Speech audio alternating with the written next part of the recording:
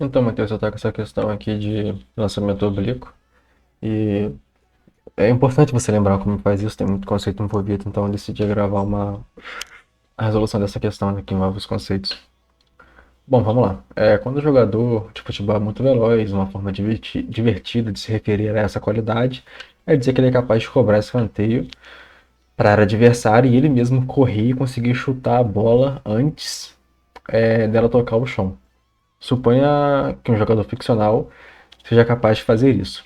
Se ele cobrar o escanteio para dentro da área, fornecendo uma bola uma velocidade inicial de 20 metros por segundo, fazendo um ângulo de 60 graus com a horizontal, qual distância o jogador precisa correr em linha reta, saindo praticamente de forma simultânea a cobrança de escanteio para chutar no gol sem deixar a bola tocar no chão? E aqui ele deu as considerações dele, né? Então, vamos lá resolver isso aí, acabar com isso. Bom, a gente sabe que ele vai cobrar um escanteio.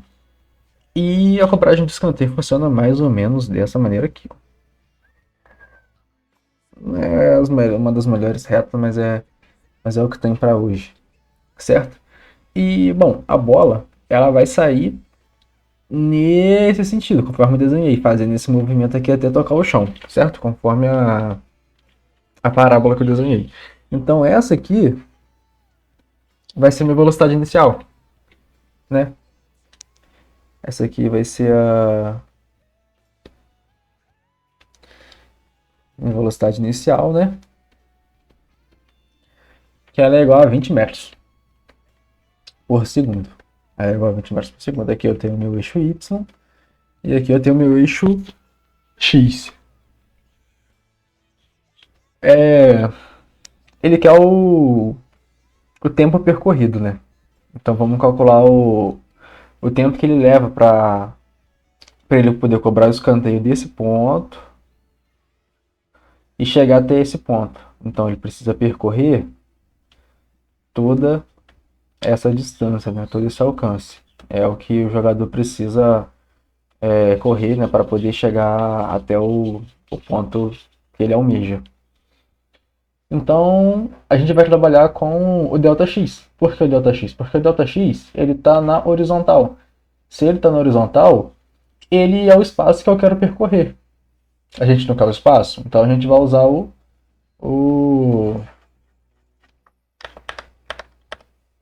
o eixo das abscissas, né? E a gente sabe que no eixo das abscissas a gente não tem nenhuma força atuando. A única força que atua na, no lançamento oblíquo é a força peso, né? A força gravidade. E essa força só atua no eixo Y. Como o eixo X ele é livre de força, então a gente sabe que ele vai ser um movimento uniforme. Como assim movimento uniforme? Essa fórmula aqui, cara. Resume sua vida, olha. Delta S por delta tempo. Só que, quem é delta S? Opa, tá. Delta S por delta tempo.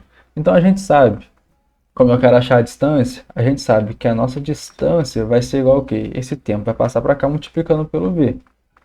Então vai ser a velocidade vezes o tempo.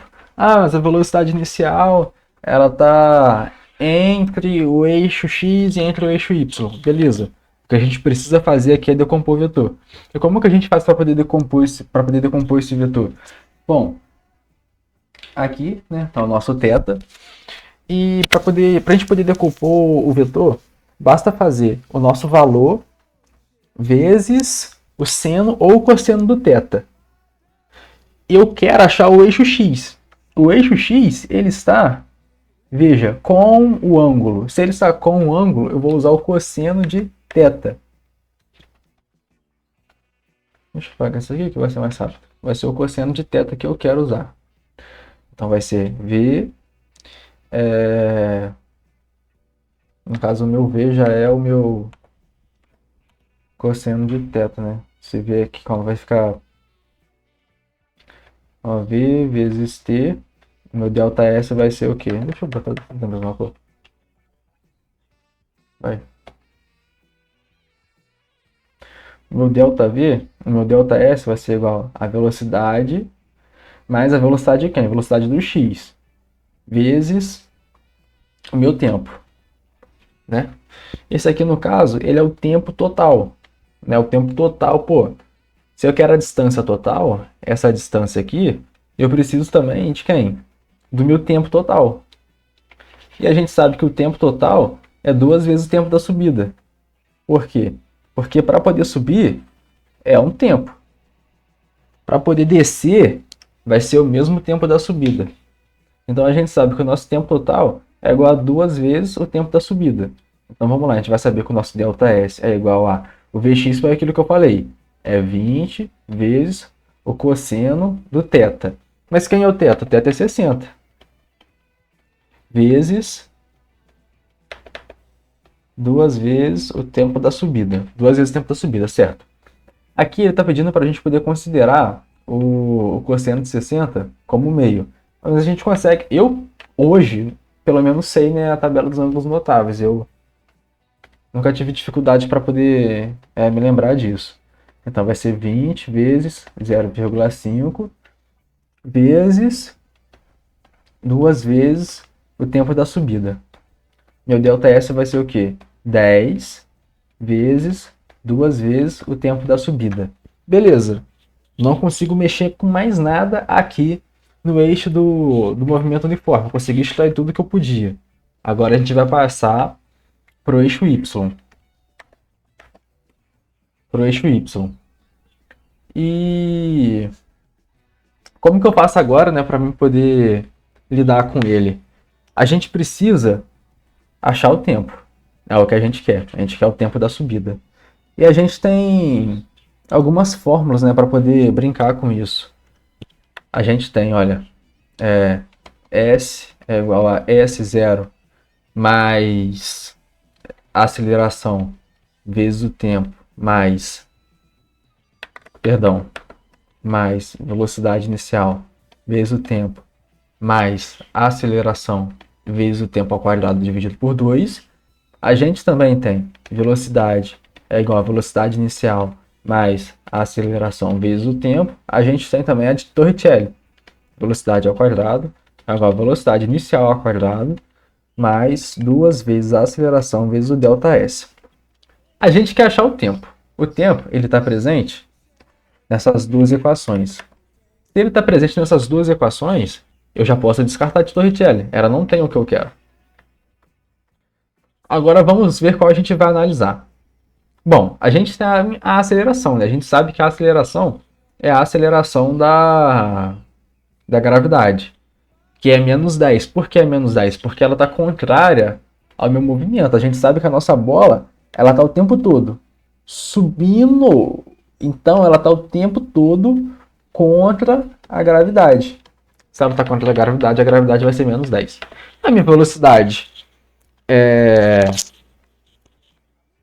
final, no caso a minha velocidade final aqui, ela vai ser zero. Por que ela vai ser zero? Porque eu vou considerar apenas até o vértice.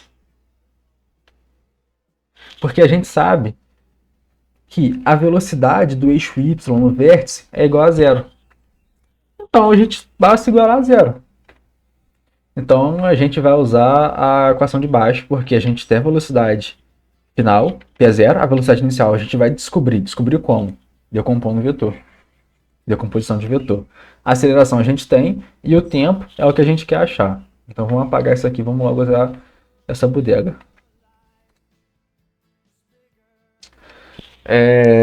A velocidade inicial ela é zero, igual à velocidade inicial. A velocidade inicial é aquele lance que eu já expliquei. Vamos voltar aqui para cima. A velocidade inicial é 20 metros por segundo, mas eu quero a velocidade inicial de y. Deixa eu apagar isso aqui. Eu quero a velocidade inicial de y. E como eu vou achar? Decompondo o vetor. Velocidade de y vai ser igual a... Vamos analisar aqui. Eu quero o eixo y. O cosseno está onde? Ele está aqui. O eixo y ele está com ou sem o ângulo? Ele está sem o ângulo. Porque o ângulo está com o x. Olha só, ele está aqui, olha, junto com o x. o eixo Y, o ângulo aqui, o ângulo não está aqui, o ângulo está aqui. Então o eixo Y está sem um ângulo. Como ele está sem um ângulo, vai ser seno. Seno de quê? Seno de 60 graus, né? A gente está usando seno de 60. Aqui, olha, seno de 60. Seno de 60 vezes 20. Ele pediu para poder considerar o seno de 60 como 0,8. Então a gente sabe que o valor de y vai ser 0,8 vezes 20. Bom, vezes 10 vai dar 8, vezes 20 vai dar 16, né? Então a gente vai saber que a velocidade inicial, ela é o quê? 16. Mais a aceleração. A aceleração ela é o quê? Negativa. Então vai ficar 16 mais menos 10t. Isso aqui a gente passa para o outro lado da equação. Vai ficar menos 16 igual a menos 10t. A gente sabe que a gente agora vai passar o t dividindo, né? Já que o t está multiplicando. Vai ficar t é igual a 16 dividido por 10. E a gente sabe que o nosso t então vai ser igual a 1,6. Esse tempo aqui que eu achei foi o tempo da subida, né? Foi o tempo que eu calculei esse movimento aqui para ela poder subir. Só que a gente quer a distância toda. Perceba que se eu for usar esse tempo de 1,6, eu vou calcular só metade da distância. Eu quero a distância inteira. Então eu vou precisar multiplicar esse tempo por 2. Foi o que eu fiz bem aqui, olha, onde eu deixei reservado. 10 vezes 2. 2 o quê? 2 o tempo da subida. O meu tempo da subida é 1,6. Então vai ficar 10 vezes 2 vezes 1,6. 10 vezes 3,2. Resposta 32. 32 metros, né? Todas as unidades de medidas foram dadas em metros.